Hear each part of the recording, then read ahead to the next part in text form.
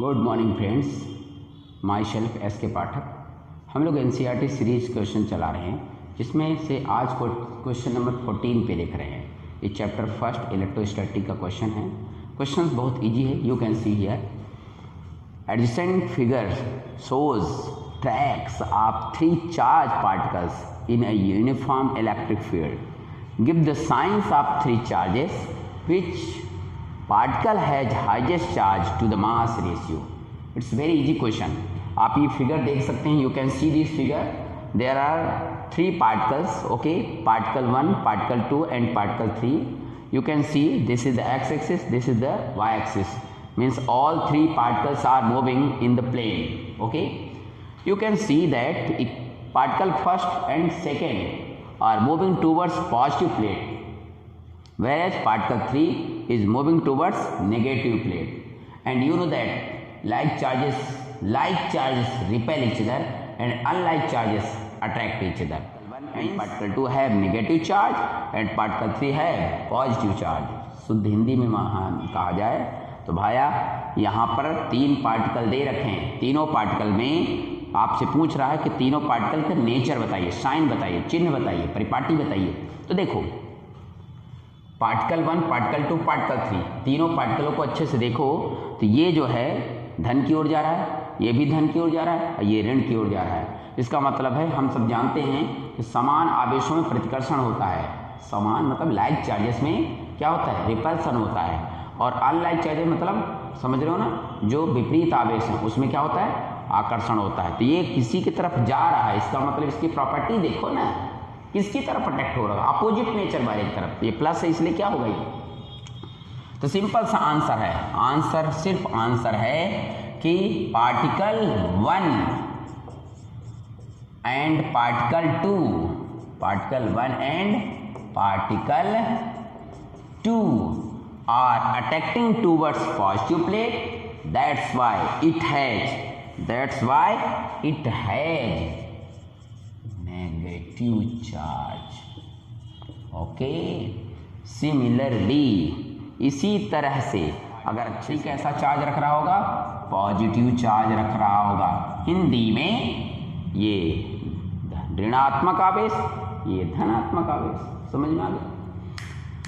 इसमें क्वेश्चन और कर रहा है कि which particle has highest charge to the mass ratio. ये चार्ज क्या है, मास क्या है और उनका रेशियो क्या है। तो भैया चार्ज मास निकालने के लिए हमारे पास हम लोग चलते हैं किसके पास, हम लोग ये पहले पढ़े हैं क्लास 11th में प्रोजेक्टाइल मोशन में। प्रोजेक्टाइल मोशन हिंदी में प्रक्षेप गति। प्रक्षेप गति में हमने कहा था कि जब कोई पार्टिकल कोई भी प्रक्षेप, हिंदी में प्रोजेक्टाइल को थ्रो किया जाता है, राइट है, परपेंडिकुलर छोड़ के, वर्टिकल छोड़ के, तो वो प्रोजेक्टाइल पाथ में क्या करता है, ट्रेवल करते हुए अर्थ पे जाता है। तो उस कंडीशन में उसका एक्स और वाई दोनों चेंज होता है, एक्स एक्सिस भी और वाई एक्सिस। लेकिन उसमें हमने आपको बताया था, अच्छे से याद रखिए कि 2 कंपोनेंट होते हैं, एक तो हॉरिजेंटल होता है, एक वर्टिकल होता है। Horizontal component does not affected by gravity, यानी हिंदी में कहा जाए तो जो क्षैतिज घटक है वो गुरुत्वीय क्षेत्र से प्रभावित नहीं होता। Whereas vertical component is affected by gravity, वो गुरुत्वीय क्षेत्र से प्रभावित होता है। इसकी वैल्यू बार बार वेरी करती है, इसकी वैल्यू वेरी नहीं करती। तो हम लोगों को यहाँ से देखो तो ये तुम्हारा वाई एक्सिस में भी जा रहा है, you can see Y axis में भी जा रहा है और एक्स एक्सिस से डिफ्लेक्ट हो रहा है। ये देखिए ना, एक्स एक्सिस से ऊपर और नीचे आ रहा है। इसका मतलब फार्मूले में एक्स का रोल नहीं है, किसका रोल है, वर्टिकल कंपोनेंट है। वर्टिकल कंपोनेंट है तो सीधा सीधा हमारे पास फार्मूला है, याद करिए। पहले तो फोर्स देखिए, फोर्स मतलब force is equal to mass into क्या होता है, एक्सीलरेशन। यानी हिंदी में कहा जाए तो बल बराबर द्रव्यमान गुणित त्वरण। तो फोर्स को F से रिप्रेजेंट, यहाँ पर ध्यान दीजिएगा ना, मास को m से, एक्सीलरेशन को A, तो A is equal to force upon क्या हो जाएगा, मास होगा। अब फोर्स कितना लग रहा है चार्ज पे, तो फोर्स होता है चार्ज पे क्या, Q इंटू E, तो डिवाइडेड बाय m, तो दिस इज व्हाट, एक्सीलरेशन। अच्छा, पिछले वाले का आंसर क्लियर है तो इसलिए इसको हम इरेज कर देते हैं, इसको इरेज कर देते हैं। अच्छा ध्यान से समझिएगा, इरेज करने के बाद यहाँ पर a की वैल्यू आ गई, a equal to Q divide by m। अब हम लोग क्या लगाएं वर्टिकल के लिए, तो वर्टिकल के लिए हम लोग सिंपल फार्मूला था y is equal to Newton second law of motion में हम लोगों ने पढ़ा है y इज इक्वल टू यानी s इज इक्वल टू पढ़े होंगे ut plus half at square. तो जिनको ना मालूम हो तो इसको s को यहाँ y बोलेंगे क्योंकि y का कंपोनेंट है। अब फार्मूला होता है u by T plus 1/2 a by T square. Class 11th में है ये प्रोजेक्टाइल मोशन में, इसमें ये वेलोसिटी 0 मानी जाती है, दिस विल बी 0।